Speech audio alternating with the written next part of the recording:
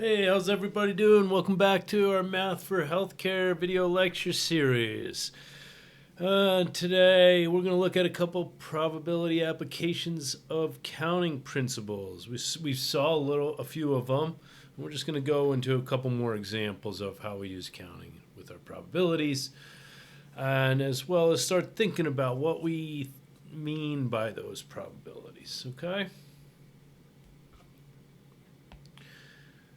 All right. So we've said this a number of times, and this comes from the last module, but computing the probability event in a finite uniform sample space, that's important. Remember, that's why we had to list out all the things. And we don't just do all, 2 heads or 3 heads. We got to list it out in order, and it's because we want the finite uniform sample space. All right? And there, to find the probability of an event E, we just find the size of E and over the size of the sample space. And we've seen that a couple times, so hopefully we remember that. All right, so for instance, what is the probability when tossing 5 coins? All right, so first part of the problem is, yes, we want to find the size of the sample space here. So how many different ways are there for 5 coins to be tossed, right?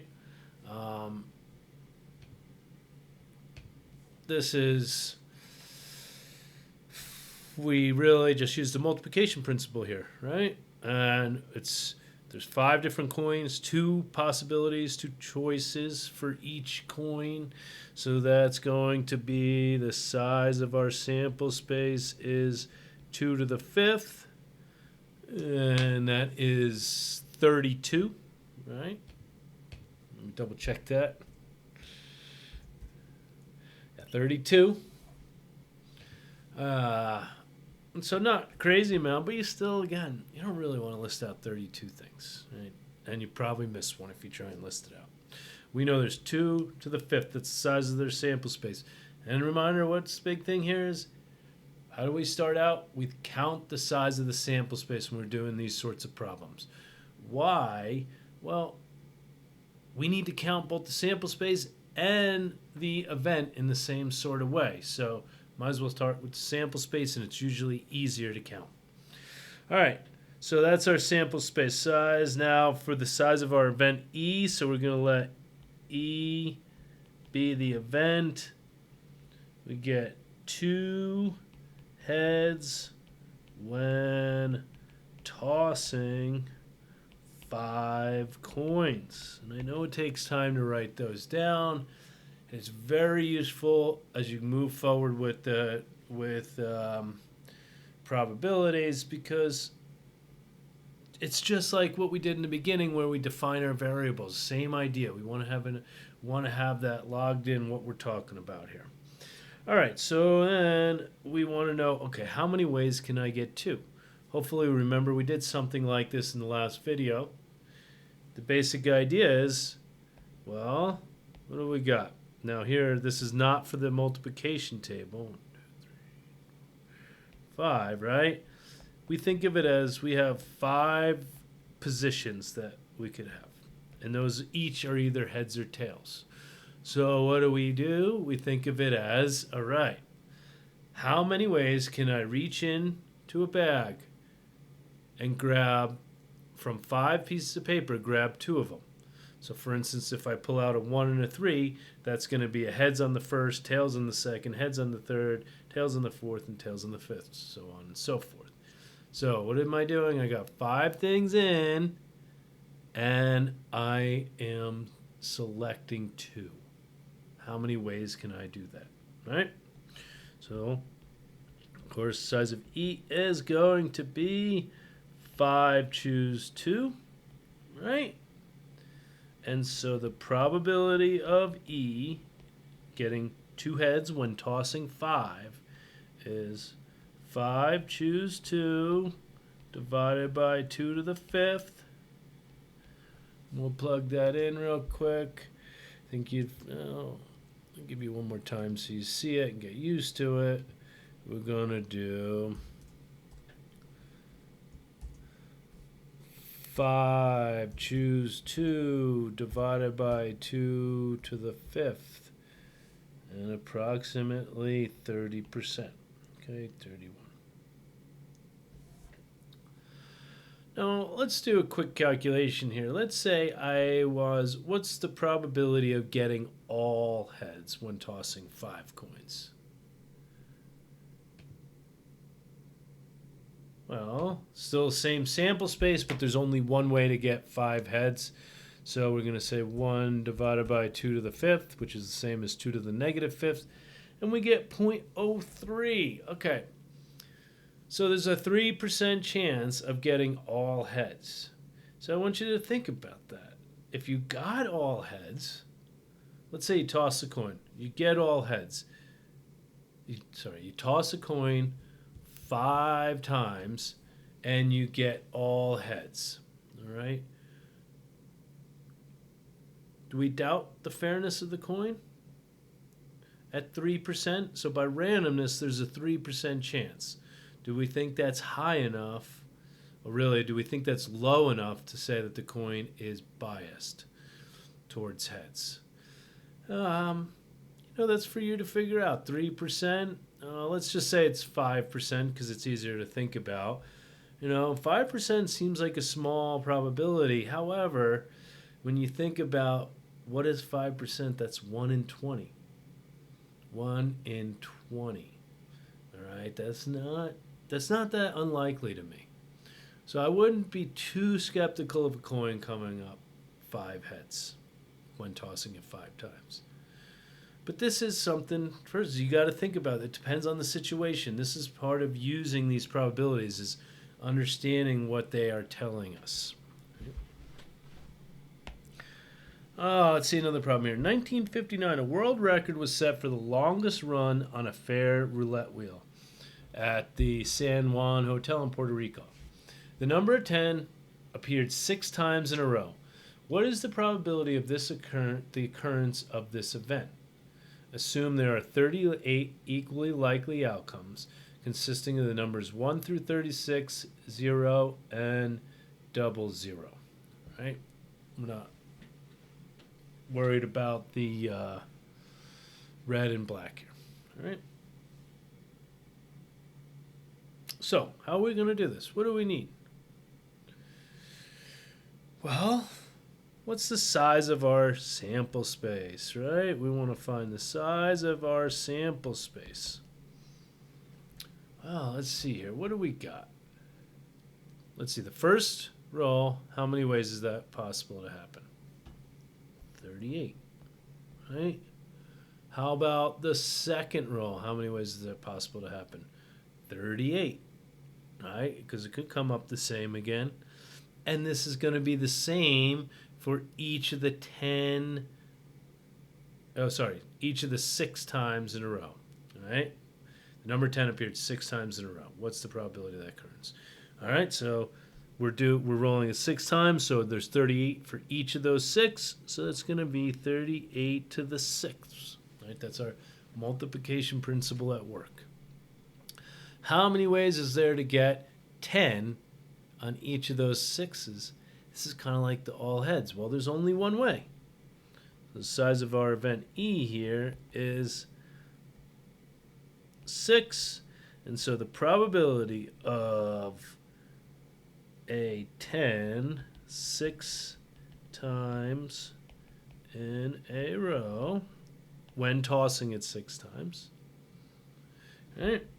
That is equal to... Oh, what did I do wrong there? I apologize. Hopefully you caught that. It's not 6. The size of our event here, we could only get 6 10s. I was speaking one way, right? Good. Now, 10 6 times in a row, we get 1 out of 38 to the 6. It's always nice to see what those numbers look like. And it's 3.3 times 10 to the negative 10th. Okay. So something like this happens. Maybe we're a little skeptical. right? That's a very low probability of happening. 3.3 times 10 to the negative 10th, right?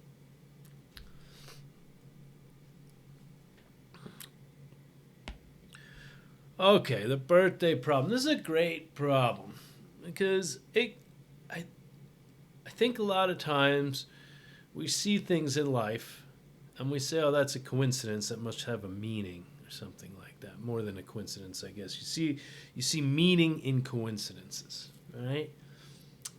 For instance, birthday problem. Here we're going to start with a group of 5 people, but let's say you're in a class of 25. All right? And you find someone that you share a birthday with. Now, is there meaning to that?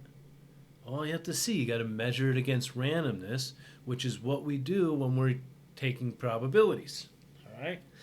So let's first look at the technique. How are we going to find these? So a group of 5 people selected random. What is the probability at least 2 of them have a birthday? Now, notice the at least.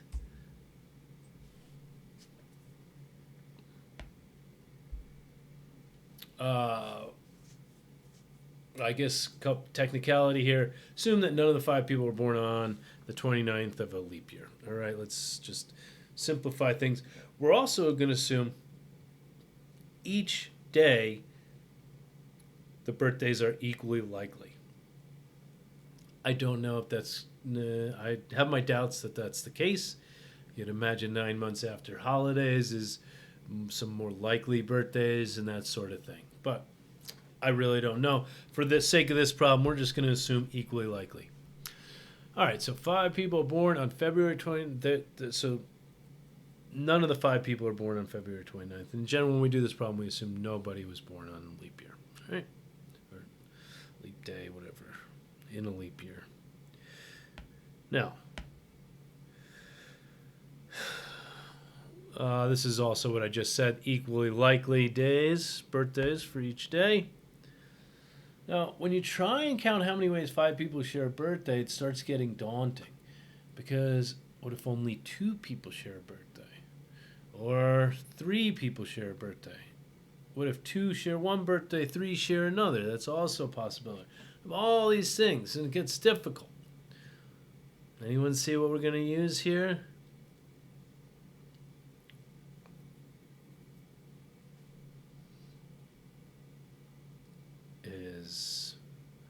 We will use way 5 people cannot share a birthday. Okay, this is the complement. We're going to use our complement rule here.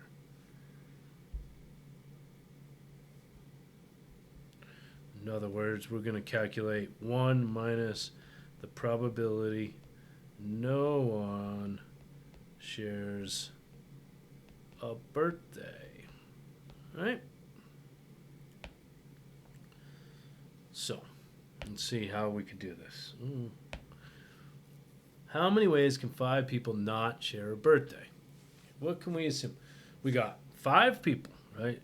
Say person 1, person 2, person 3, person 4, and person 5, right? Well, first person, we're alone on that. We have 365 different days that they could be born, right? Now, the second person, what's the deal here? How do we force it so they don't share a birthday with the first person? Oh no, there would be only 364 possibilities for the second person. How about the third person? Okay, well, that's going to be 363, right? Because you can't have the birthday of the second person or the birthday in first person. And so here we got 362 and 361. And hopefully, and then we could use our multiplication principle, or we think of this as the permutation of 365 things taken 5 at a time. That's the number of ways. If you're curious about that number, I'll plug that in here real quick.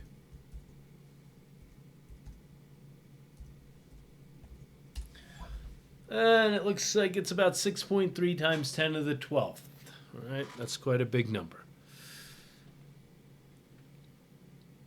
So what's the probability?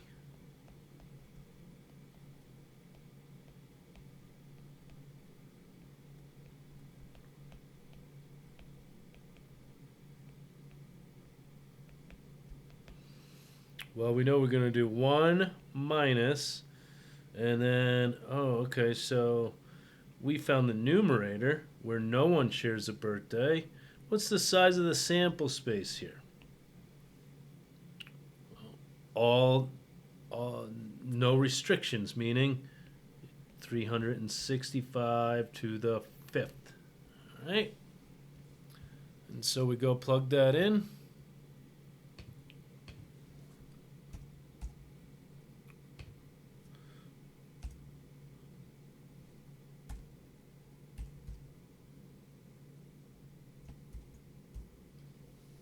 Okay.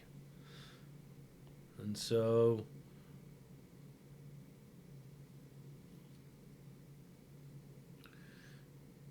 oh, I wrote that down wrong because I did the 1 minus. This is actually good to see. Let me go back here real quick.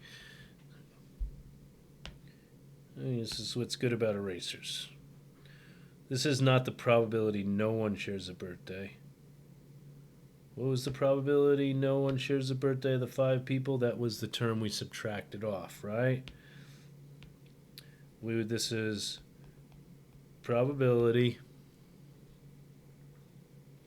2 or more people share a birthday. And this comes out to be approximately, like you saw, about 0.027. So, that's not too high of a probability, but again, it's not super low. What is it? 1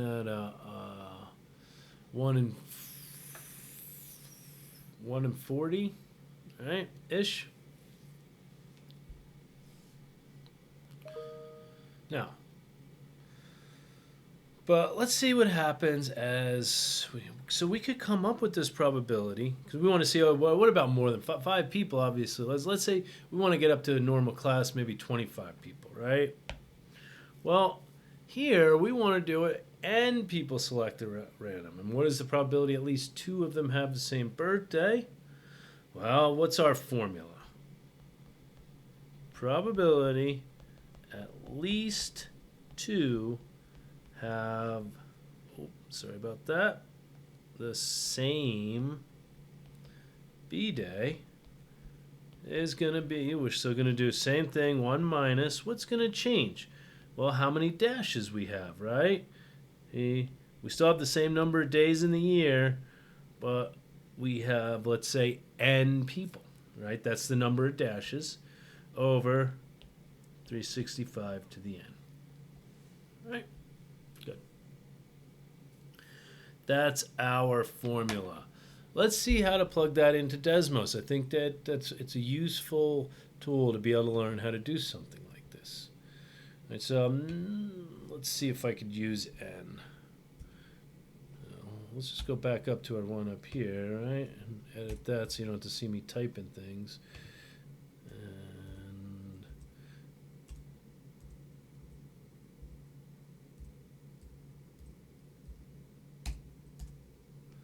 And right, we're going to add a slider. And we're going to change this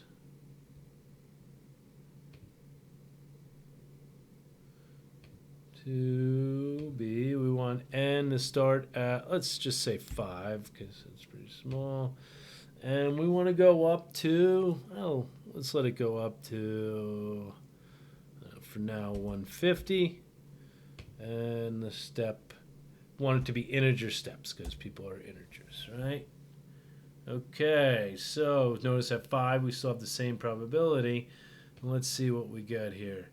By the time you have 20 people, it's 0.41. So 40% chance with just 20 people that 2 people share a birthday.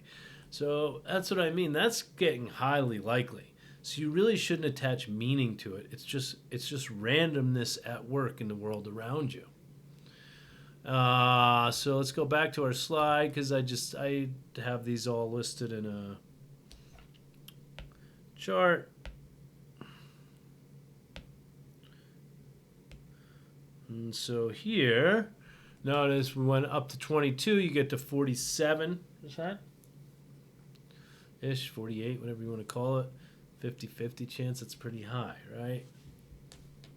And remember, I want to say this 0.25. How should you think about that? That's about 1 in 4. You know, that's actually 25% doesn't seem like a lot. And when you think about 1 in 4, that's not really small enough for me to say, oh, something must be going on here besides this randomness at work. All right, and then by 150, it gets approximately to 1. At 50, it's 97%. All right, so again, we're seeing how randomness at work, and you always want to measure the real world against randomness to get to think about any sort of meaning in there. All right, so let's say we have an unbiased coin and it's tossed 10 times. What's the probability the coin will land heads on the first and last toss? Okay, so this is a little different. This is not just 2 times, it's specifically the first and last toss. So here, certainly want to start with our sample space, and hopefully by now we know this is 2 to the 10th. Right? Now, how many ways is there for the coin to land heads on the first and last toss? Well, it may land more than, let's say, and those are the only places it's heads. Then there's only one way for that to do that, right? So that's the probability of E is going to be 1 over 2 to the 10th, which is 2 to the negative 10th, right? However, let's say now we want to say what's the probability that the coin will land exactly twice. All right, now it doesn't matter first, second, and it's only 2 heads. We call these binomial probabilities. Well, why? Because it's one of 2 things. It's either a heads or a tails, right? And we'll see there's a couple other things we got to check for that. I'll have that on the next slide. But something like this we've done before, right? We know the size of our sample space is 2 to the 10th, and the size of the event getting exactly 2 heads is, remember this is we have what, 10 different things, and we got to choose 2 to put the heads. And so we're going to get 10 choose 2. And so the probability of getting 2 heads when tossing 10 is 10 choose 2. 2 to the 10th. Did we actually do this? No, we started with 2 to the 5th. And this turns out to be, I'm not going to change my screen. I'm just going to use Desmos there to calculate this. So we want 10 choose 2 times, I'm going to just do 2 times 10 to the negative 10th rather than dividing. And this looks like approximately 0.044. So about a 4% chance. 2 heads when we're tossing exactly twice. All right. Again, this is called a binomial. And there's a couple reasons for this. And we will see it in a second here. So in a binomial experiment, we have the following properties. The number of trials in the experiment is fixed. Okay. So that last one, it was 10 trials. Each coin represents a trial. There are 2 outcomes for each trial. We call them success and failure. They're just 2 different things. They're not necessarily a success and one's a failure. Okay. It all depends on how it doesn't. Don't put any positive or negative meaning to success and failure in this sense. It just means there's 2 outcomes. The trials are independent of each other. Remember independence, right? Oh yeah, here definitely, right? Flipping coins, what happens on the first coin doesn't affect the second coin. Those trials are independent. That's pretty important. Independence. Okay. A single trial in a binomial experiment is called a Bernoulli trial. All right. Now let's see here. So that's the binomial. We're going to come back to this again, and I want to give you an idea of what these are. All right, and this is the main idea. Binomial experiments are important. We use these a lot for many different applications. You may go and see in a book how to find the probabilities for this. We're going to learn how to use a computer to find these binomial experiment probabilities in the coming slides, but we need some more language under us to be able to do that. Now, a couple things is in a binomial experiment, the trials are denoted N, the probability of success is denoted P, the probability of failure is denoted Q. Since success and failure are complementary events, P plus Q has to equal 1, right? Complementary, there's no intersection, and the complement of 1 is the other, so it fills up the whole space when you add them both together. Now, an unbiased coin is tossed 10 times. What's the probability coin land exactly heads twice? Okay, we just said, we went over this. This is binomial, right? And I want to go over here. What do we say? Okay, N equals 10. That was 10 trials. Probability of success is 1/2. Probability of failure is 1/2. They don't always have to be the same. But in order to count it the way we did, they do have to have the same probabilities. That was an important part of it with the heads and tails. Okay, we wouldn't be able to do this with a well, let's not worry about that. We need the coins for this case for counting the way we have so far. All right, what's the probability a coin will land exactly? And then that's all we need. And notice that P, that probability of success, it doesn't change, right?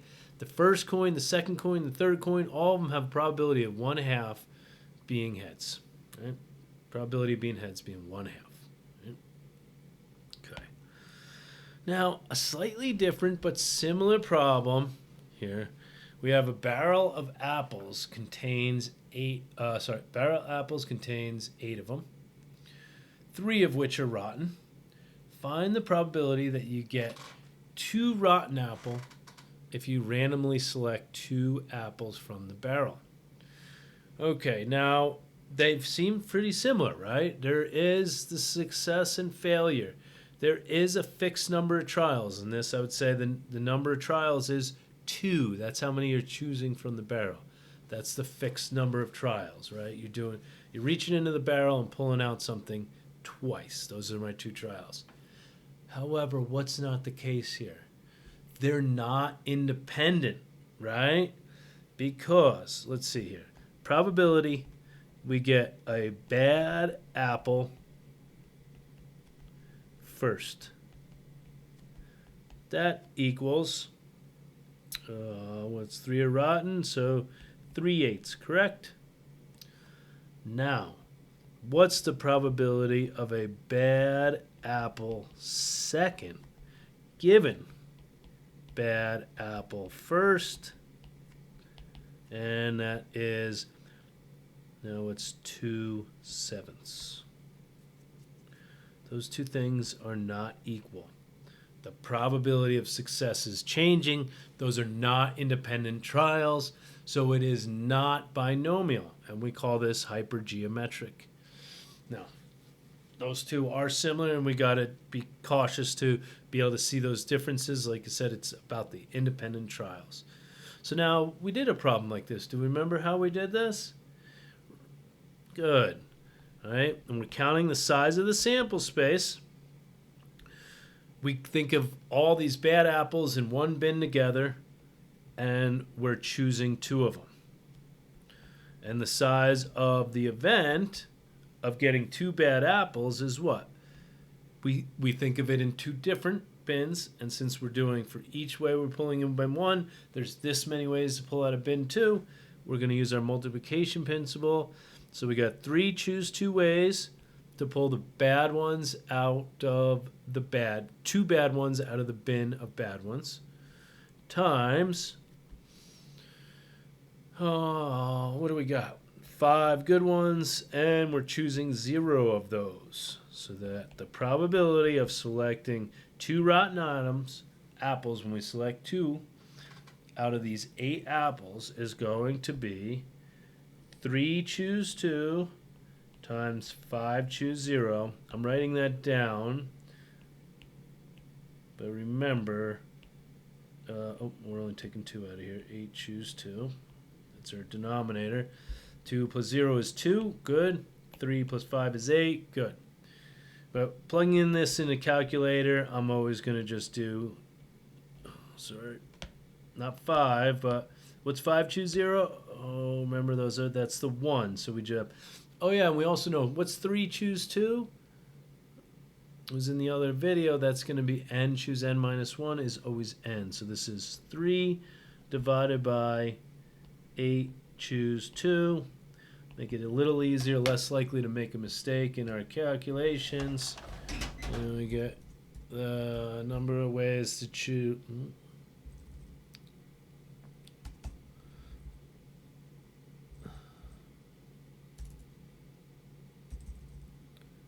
Sorry. 3. And then we need to choose 2 things from 8. Turns out to be about 0.11. So a 10% chance. 10% chance. Hey, ish. 10% chance. Ish. 1 in 10. Good. And that's hypergeometric and memoir. What's the difference is they're not independent. What else was like? This is just like actually a card problem, right? We actually could do it the same way, right? We could do it just the way we did the cards. What's the probability of getting it on the first try is 3/8, and given that you selected a bad one first, what's the probability of getting it second? Oh, that's 2/7. All right, and that's going to come out to be the same thing. I'm not going to bother plugging it in for you. It does. It's about 0.11. All right? Either way. However, why do we learn how to do it a different way? Because what if you have a container with 100 apples and you're selecting 20 out? You don't want to look at all the possibilities, right? It gets too much. This is a cleaner way to do it in general. Find the probability of getting 3 heads when tossing, 7 coins. All right, so hopefully we identify here this is a binomial with the probability of success being 1/2. And what's our number of trials here? 7. All right, and so the size of our sample space, go ahead and hit pause and do this on your own first, is 2 to the 7th. So the probability of 3 heads, I'm moving a little faster here, is when tossing 7, is, what do we got? 7 choose 3 divided by 2 to the 7th. All right, I'll let you calculate that one out on your own. Well, all right, I'll do it.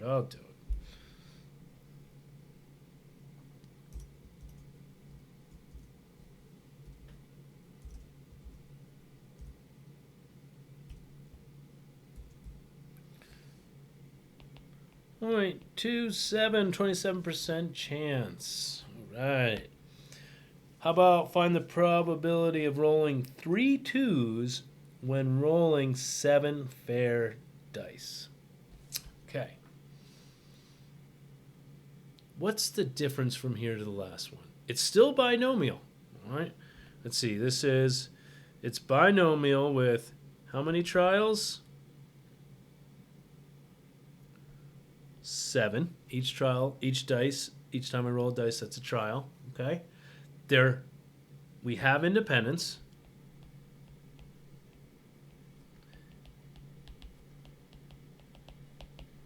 Right? Whatever you get on the first die, the second die is not going to change that depending on that. Right? Or you could say the probability of getting a 2 is 1/6 on the first die. It's 1/6 on the second die. and the third, and the fourth, right? So the probability of success doesn't change, and that tells us it's independent.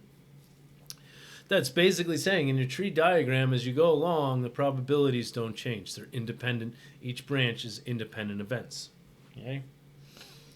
Now, what's the problem? The probability of success here is 1/6, as we said. So the probability of failure has to be 5/6, right? Because they got to add to 1. So this is different than the heads and tails because the probability of success and failure, well, they don't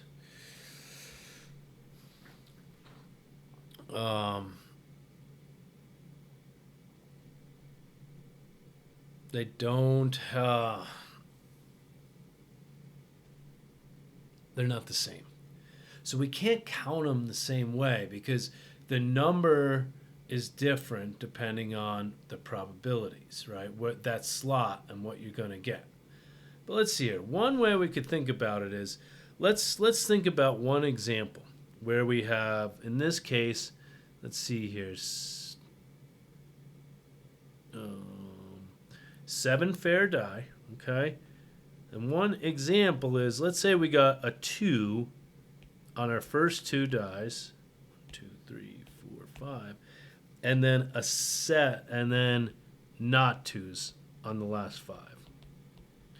So, what's the probability of this event happening? Remember, this is 2, and a 2. Okay? That's what that represents. Now we're not going to do the number. We're going to think about what's the probability of it happening. Well, what's the probability of 2 on the first one? 1/6. What's the probability of a 2 on the second one? 1/6. Now, what's the probability of not a 2? Well, that's my cue. 5/6, 5/6, 5/6, 5/6, 5/6. All right, I'm going to start working on the top here. So I'm running out of room, but we're going to take advantage. Hopefully we remember from last time or the last module. What's the beauty? We have the independent events. So to find, and what do we want to see? Really, we want to find the intersection of the first one being 2, the second one being 2, the third one being not 2, the fourth one being not 2, and so on up to the 7th one, right? And when we have independent events, we can multiply our probabilities to get the intersection. So the probability of, I'm just going to write this as a sequence, 2, 2, and then I'll put it, I don't know, something else. Not 2, not 2, not 2. 1, 2, 3, 4, and 5, not 2. Hopefully that makes a bit of sense. All right. What is that? That's going to be 1/6 times 1/6. So that's 1/6 squared times 5/6 times 5/6 times 5/6 times 5/6 times 5/6. That's to the 5th. Okay. And we get some number there. All right.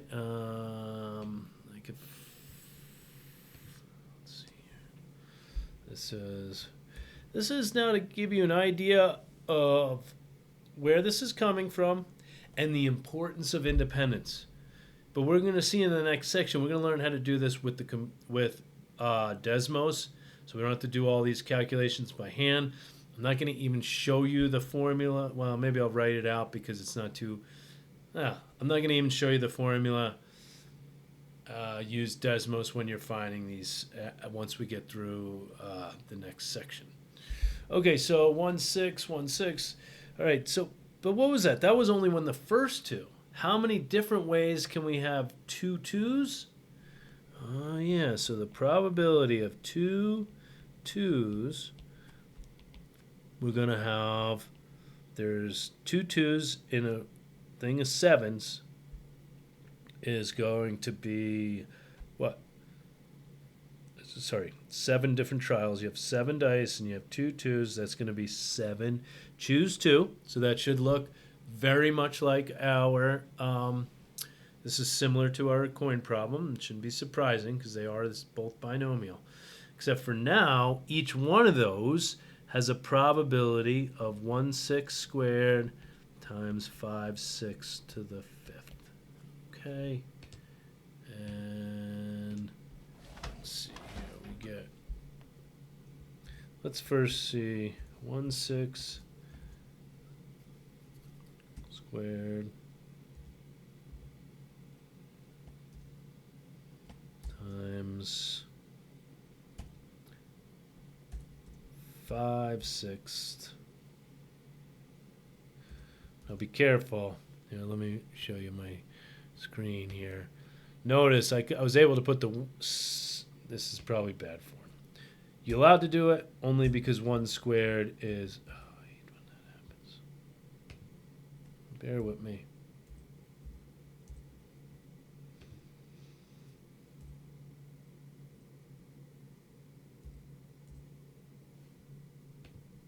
Oh my goodness. Okay, so I shouldn't have put that down there. It's okay. It would have gave me the same answer, but really you should put it on the outside. That's squared. Okay. Times, now, the 5/6, it's necessary, right? Oh.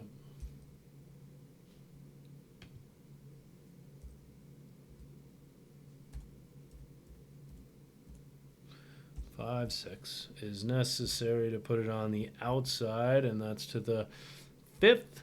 Okay.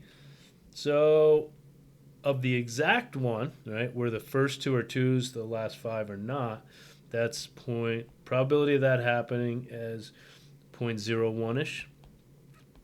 And now really all we're going to do now is, well, basically for all the different arrangements where you could have 2's, you add up all those probabilities, which is the same as multiplying by 7, choose 2. Huh.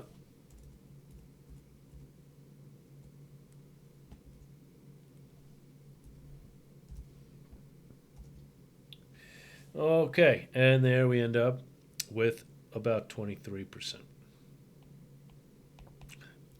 Again, that was an explanation of how we get these, how we use independence to get these. If you want to use the computer, it's actually pretty nice. We could say, okay, I know it's binomial distribution, and we have, well, we know how many trials we have. We have 7 trials. And what's the success probability? 1/6, right? Okay. Now you could click on these. What did we do? We did, well, maybe not my special screen. I used to go find the cumulative probability, just so you know. And here, well, we want exactly 2. So we get 23. Now, one thing to note here is certainly if I wanted to know what's the probability of getting 2 or 3, we could just put in 3 here, and that's finding that, and that adds those 2 together, and that's 0.31. Okay. We'll go over that in more detail in later sections.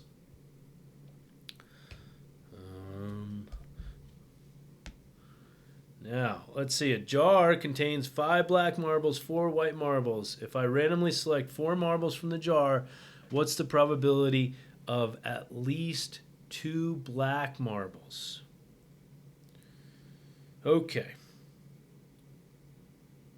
What does that mean? We want to get... this video's running a little long. We'll come back to something like this a little bit later. Let's do the probability of exactly 2 black marbles. All right, what's our sample space? Well, you consider all the marbles together. There's 9 of them. And how many we're choosing? We're choosing 4. What's the size of our event? We need to choose 2 black marbles and 2 white marbles. Okay, so 5 choose 2 times 4 choose 2. And I'll let you plug that in your calculator to get a probability for that. All right, so the probability of that happening is 5, choose 2, times 4, choose 2, all divided by 9, choose 4. Okay. Go ahead and let me know if you have any questions after doing those.